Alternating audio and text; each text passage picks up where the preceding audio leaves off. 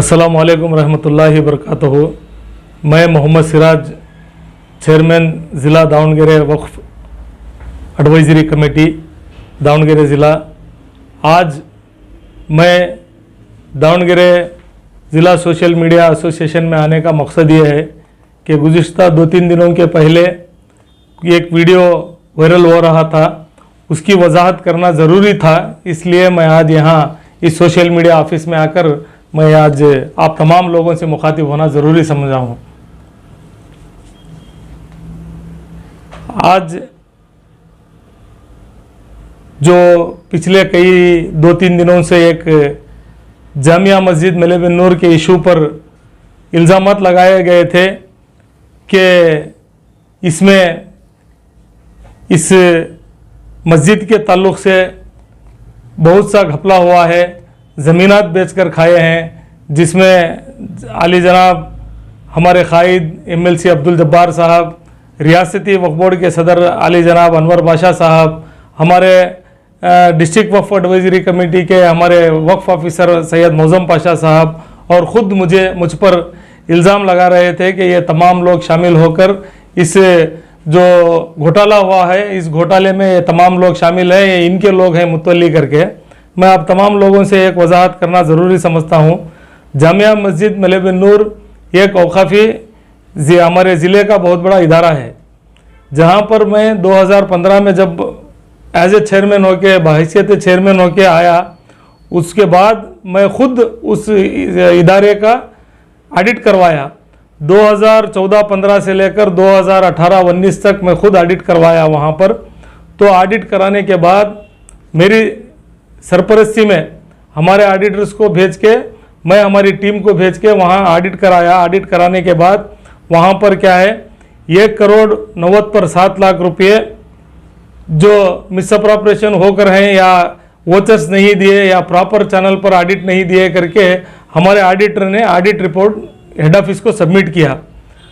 तो head office को submit करने के बाद हमारे डिस्ट्रिक्ट ऑफ एडवाइजरी कमेटी का जो रोल रहता है, जितनी जिम्मेदारी रहती है, वहाँ तक हमारी जिम्मेदारी हम लोगों ने बखूबी निभाई। इसमें ना तो हमारे से कोई गलती हुई है, ना हमने किसी गलत आदमी को सपोर्ट किया है। ये आप तमाम लोगों को वजाहत करना ज़रूरी समझता हूँ। ये वफ़ के चंद कानून ऐसे हैं, फार्म नंबर 95 के तहत हम लोगों ने रेकमेंड करने के बाद फार्म नंबर 95 उन पर इशू हुआ, कमेटी वालों पर, कमेटी के सदर और अरकान को उनको ये हुआ। अब रियासत वक्फ एक्ट के तहत रूल्स उनको जारी किया है। इसके दरमियान चंद हजरात कर्नाटका वक्फ ट्रिब्यूनल में अपील एप्लीकेशन नंबर 05/2020 में केस दर्ज कराया गया ट्रिब्यूनल में। नंबर 4/2020 में केस दर्ज कराया गया और वक्फ ट्रिब्यूनल के आर्डर के तहत कराई जाएगी। तो वक्फ ट्रिब्यूनल में उनको honourable court of Waqf tribunal Bengaluru ने आर्डर पास किया है कि वक्फ एक्ट के क़वानीन के तहत कार्रवाई करेंगे। इस सिलसिले में रियासत वक्फ बोर्ड इस पर कार्रवाई कर रही है। कौन से हमारा जो 197 का जो आप बोल रहे हैं, किसी ने आलम पाशा साहब करके कहा, उन्होंने कह रहे थे कि 1 करोड़ 90 पर 7 लाख रुपए का घोटाला हुआ है, वो सभी। हालांकि ऑडिट मैंने ही करवाया था। ऑडिट में 1 करोड़ 90 पर 7 लाख रुपए का इन पर मामला दर्ज हुआ है। ये कार्रवाई ट्रिब्यूनल में भी चल रही है, हमारे रियासती वक्फ बोर्ड में भी चल रही है। इसके तहत एक वजाहत करना चाहता हूँ कि रियासत के वक्फ बोर्ड के चेयरमैन अनवर बादशाह हो या हमारे जब्बार साहब हो या और कोई मैं हो, हमारे वक्फ ऑफिसर हो, इसमें कोई हमारी मुदाखलत नहीं है। हमारे औक़ाफ़ी इदारे मेरे ख़्याल से तकरीबन 200 से 250 मसाजिद हैं हमारे ज़िले में।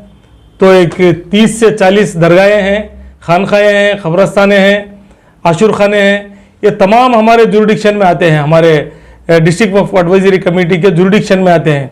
ये तमाम मुतवल्ली हजरात जब्बार साहब से भी करीबी ताल्लुक़ात रखते हैं, अनवर पाशा साहब से भी करीबी ताल्लुक़ात रखते हैं, मुझसे भी राबिता रखते हैं और वक्फ बोर्ड के ऑफिसर मौजम पाशा साहब से भी करीबी ताल्लुकात रखते हैं।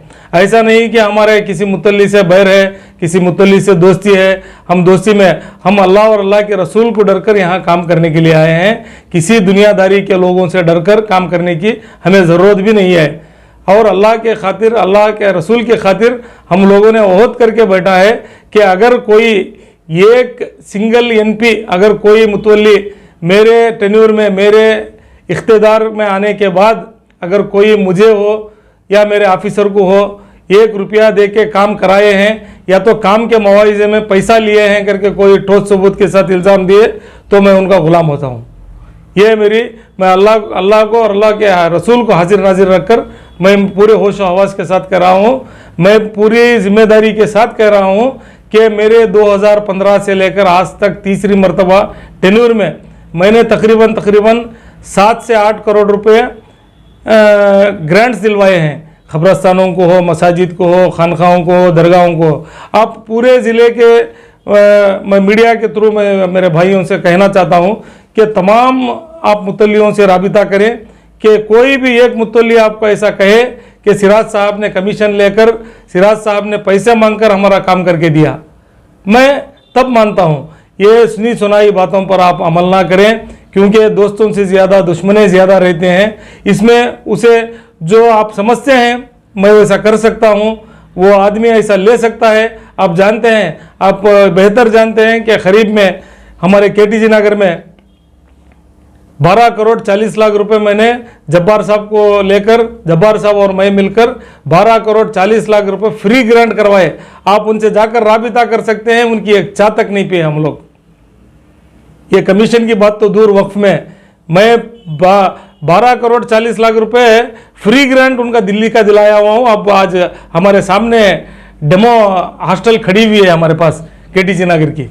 ये मैं कहना ज़रूरी समझता हूँ। मुझे कोई ऐसे पैसों की ज़रूरत नहीं है, ऐसे पैसे खाना मुनासिब भी नहीं समझता हूँ, और जो लोग खाते हैं उनको मैं पसंद भी नहीं करता हूँ, क्योंकि ये चीज़ जो है अल्लाह की इमलाक है। औकाफ में जो काम करने के लिए बैठे हैं, यहाँ अल्लाह की इमलाक, अल्लाह के घरों की तहफ़्फ़ुज़ करने के लिए बैठे हैं। नहीं हम लोग इस तरीके से काम करते तो कभी का नस्तो नाबूद होकर चले जाते थे। मैं आपसे, आप लोगों से आजिज़ाना इल्तिजा करता हूँ कि ये जिसमें 7 एकड़ ज़मीन का जो जिक्र किया गया है, जनाब आलम पाशा साहब ने बताया कि 7 एकड़ 10 गुंठे या 5 गुंठे की ज़मीन बेच कर खाए हैं। मैं उनसे गुजारिश करता हूँ कि आप आएँ, यहाँ इन्वेस्टिगेशन करें, क्या है करके राबिता करके देखें। कोई ज़मीन यहाँ बेची हुई नहीं है। ये जामिया मस्जिद की 22 एकड़ ज़मीन है जो कल्टिवेटेड लैंड है, उसको सालाना हम लोग बाकायदा वक्फ एक्ट के तहत, वक्फ रूल्स के तहत जो जिस तरीके से हराज करके देना है उस तरीके से ओपन हराज करके वो लोगों को दिया जाता है। उसकी आमदनी जो होती है इस तकरीबन 50 पर 4 लाख सालाना इसकी आमदनी है इस इदारे की, इस मस्जिद की। तो आप कभी भी आकर देख सकते हैं। मैं इन जैसे लोग जो बिला वजह किसी पर इल्ज़ाम लगाते हैं, मैं उन लोगों से कहना चाहता हूं कि आप सही मानों में खिदमत करना चाहते हैं तो कोई गलत कर रहा है वो डॉक्यूमेंट्स ला कर दें, ये चोरी कर रहा है, ये चोर है करके। अल्हम्दुलिल्लाह वो मेरे खुद वालिद क्यों ना हो, मेरे खुद बच्चे क्यों ना हो, मेरे खून के रिश्तेदार क्यों ना हो, मैं उनके ऊपर एक्शन 100% लूँगा। अगर मैं गलत रहा तो मेरे गलपट्टी पकड़कर आप कभी भी पूछ सकते हैं।